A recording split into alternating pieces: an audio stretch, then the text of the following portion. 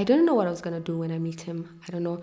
Long story short, I met him. It was an invites-only event, and I'm not encouraging trespassing. Don't come in my emails or get in trouble, end up in jail or whatever, and say that I was the one who inspired you to trespass to find your favorite author or whatever. But I might have walked into Goethe Institute's building, the room where they had Julie Mehratu and the other artists in attendance during lunchtime.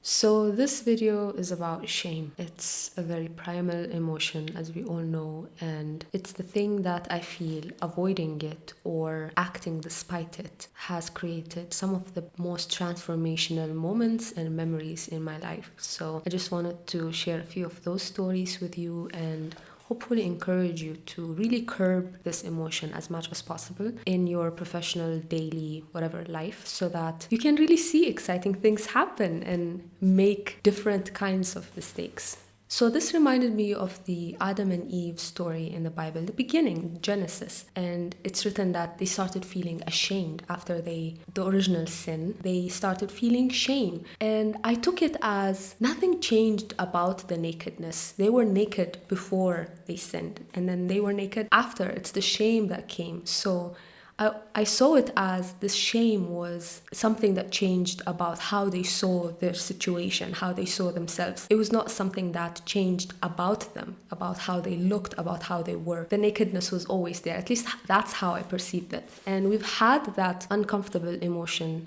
ever since. We have it in social situations. It's been something that helped us, or probably pushed us, to develop a lot of our cultural norms that led us to the ways that we act, and it takes different forms in different cultures all over the world. But almost all of us feel it on one degree or another. But I just wanted to share a few stories where I think that it's total BS sometimes, you know?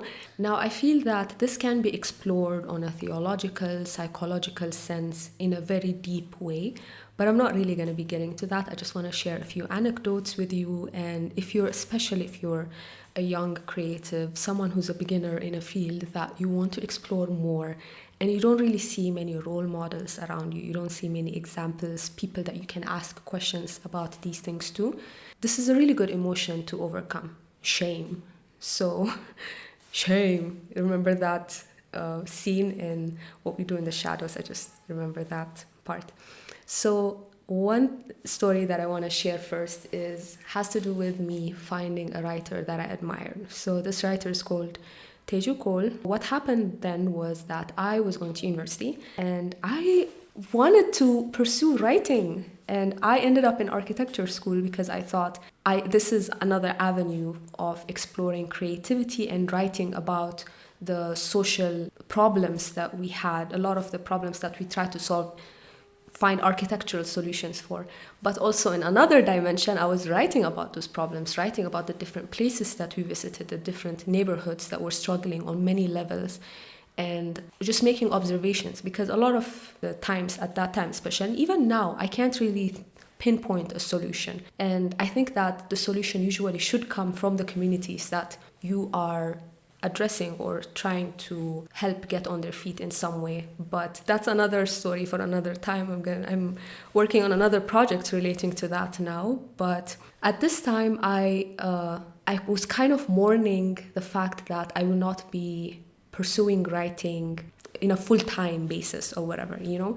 So I was going to architecture school that sucked up almost all of my time. We had this table in EIABC. I went to the Ethiopian Institute of Architecture building.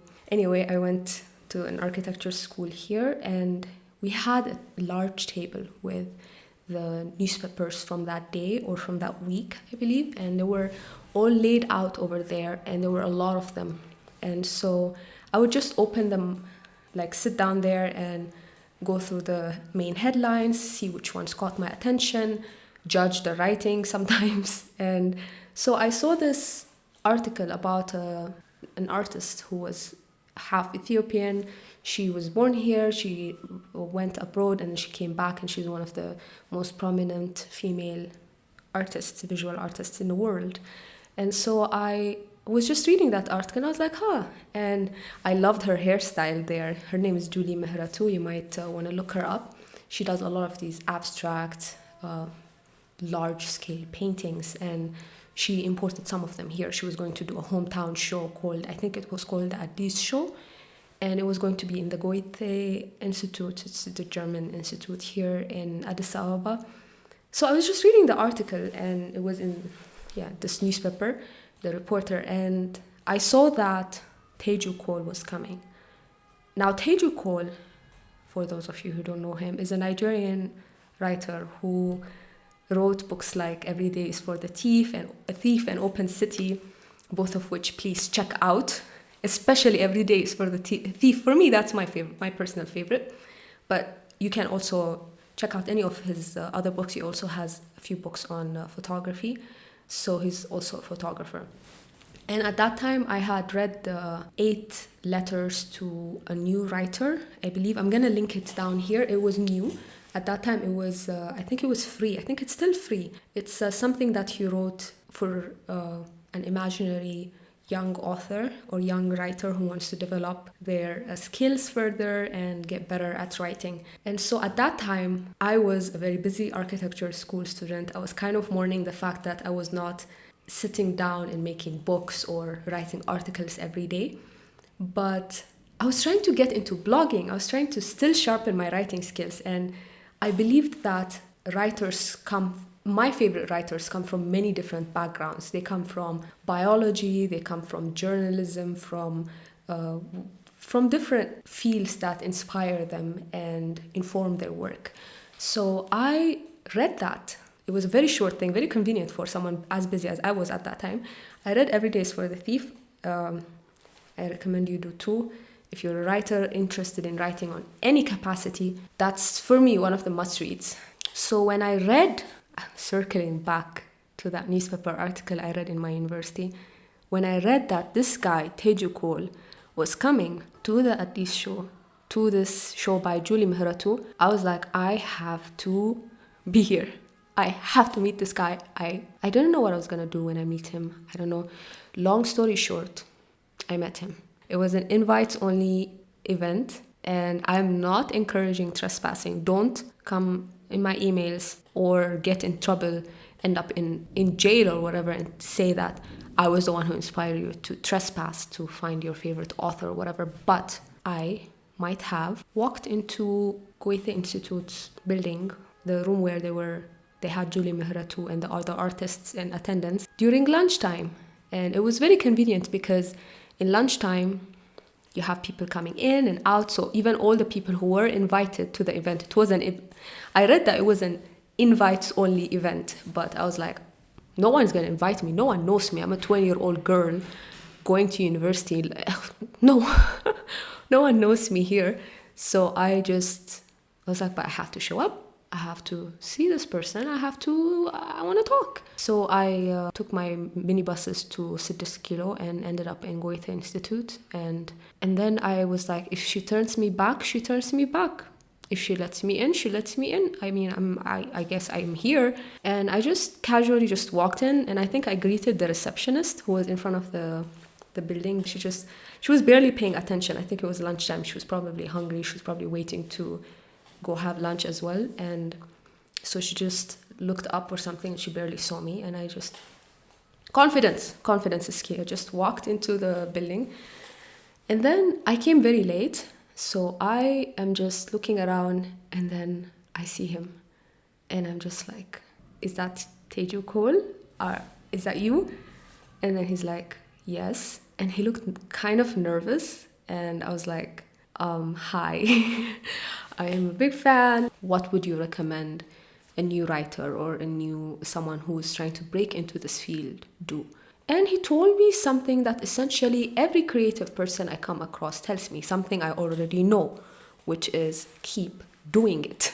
Just keep doing what you do. Just keep writing. He told me start a blog and just write as consistently as possible. Put out essays, put out blog posts, and basically build an audience, build a group of people who like come across your work, want to stay in touch, want to keep reading what you're sharing with them, and that's it. That's just the old-fashioned way to do it, I guess. At least in this century, blogging is, or writing online is kind of how a lot of people get started. So that's basically what he told me. He was like, that's how you start. And I was like, yeah, that's the advice you're gonna get with any professional that you come across, whether they're a writer, whether they're a visual artist. I think that's the thing, that there's no way around that. With some things, there's just no shortcuts. So after that, I was like, okay. And then I think I kind of just stayed around him because he's the only one I knew technically. And I think my professor from university was actually invited, because I think I saw him in attendance, but he was with other people, and I think he walked out early. And so I remember I had he was just like, okay, so tag along. And we had lunch together with him and another artist that later I found her Wikipedia. She's a Kenyan artist, visual artist. And we were just chilling, and we had lunch. It was a buffet, Ethiopian food and stuff. And a bunch of artists, visual artists and stuff, who probably, if I knew who they were, I would have been fangirling as well and going, yeah, I know your work too.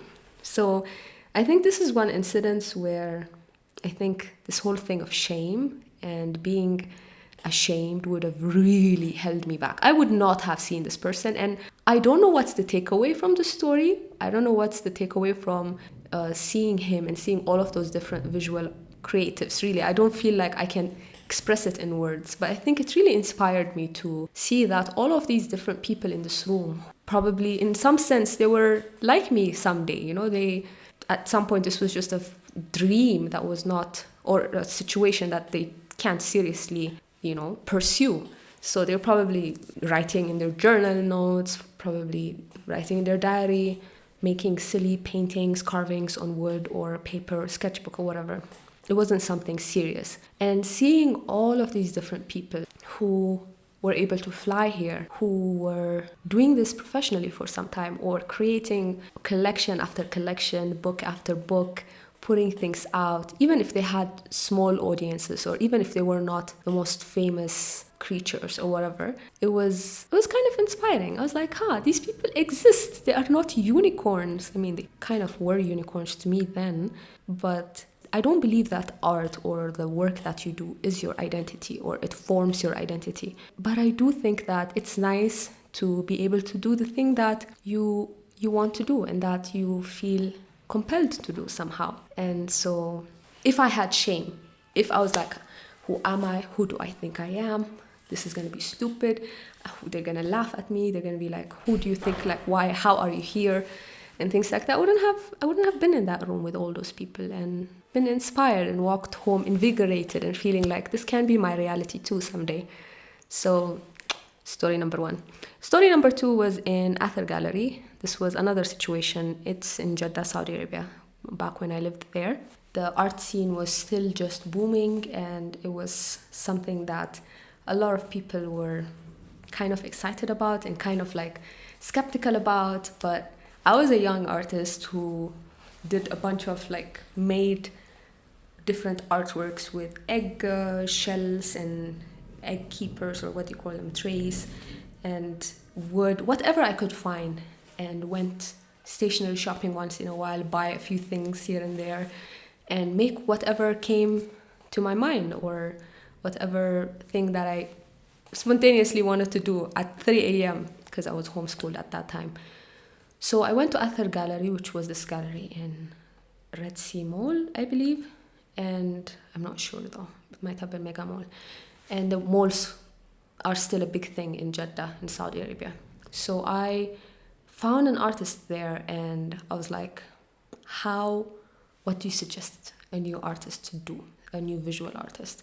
And he was like, just keep drawing still form, like still life things. Draw from life and do the same thing each and every day. Have that thing stationed somewhere, sit down and draw it with a pencil or whatever, again and again and again. Study how light hits it. Study how the shadows look, how the form looks, how, and keep doing it for 30 days. And I did it like that. And I came back to him, and I think he didn't really, I don't know if he was there, or I don't know why I expected that he would tell me, okay, now you're ready for something. And then he opens the matrix and he shows me matrix or whatever. And he shows me that there's the next level of like, this is the art world that you're going to enter. Or I don't know what I expected, really. I don't know. But I showed it to him, and he was essentially like, yeah, keep doing it. Keep drawing, keep practicing on and on and on, again and again. So that's the advice you get usually. And a lot of times I think when you overstep or you get over your shame and you come across or stalk someone that you want to talk to, a role model potentially, it's a matter of getting that inspiration of seeing someone who does it professionally. It's not really the advice that they give you, really, because a lot of times it's kind of the same advice. It's keep doing it, keep getting better at it, put stuff out, publish stuff, blog. We have the internet now. It's usually the same advice. Getting over the fear of being less than or being not fitting in this place is something that I think it's cool to overcome for this reason, but that is not the end situation for me. I think it's also cool to start following that advice that a lot of these artists share, which is start sharing your work with the world. And at first the world is a few people, maybe your family, your friends, who come across your essay online or who come across your writing, your drawing when they visit your house. But over time, as you're sharing more and more and more and more, overcoming your shame of wanting to be small or wanting to not have these parts of you out there to be judged, to be seen, is pretty cool. Like, to be able to overcome that, to be able to have that fear, have that shame, but just share despite that. Just put it out despite that, and your work might actually come to someone else who will feel less lonely about their experience, or feel comforted, or feel like they understand the thing that you're trying to convey and the message that you want to show them, whether it's something related to something that saved or something that helped you, something that inspired you, that helped you go through a rough time in your life.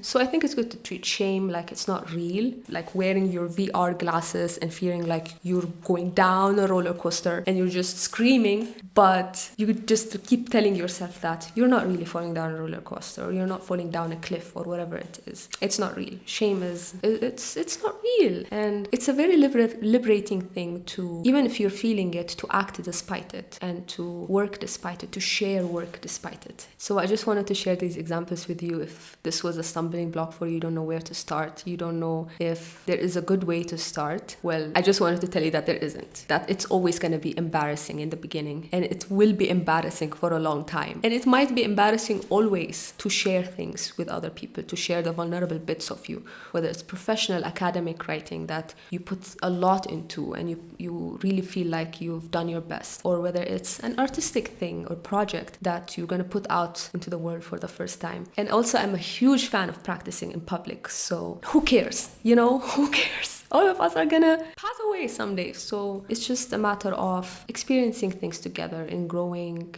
in front of others. And it might be a bruising, painful experience sometimes, but I think this video is just to help nudge you a little bit, to act despite that, to share despite that. Take care of yourselves, habaib, and see you in the next video. Bye.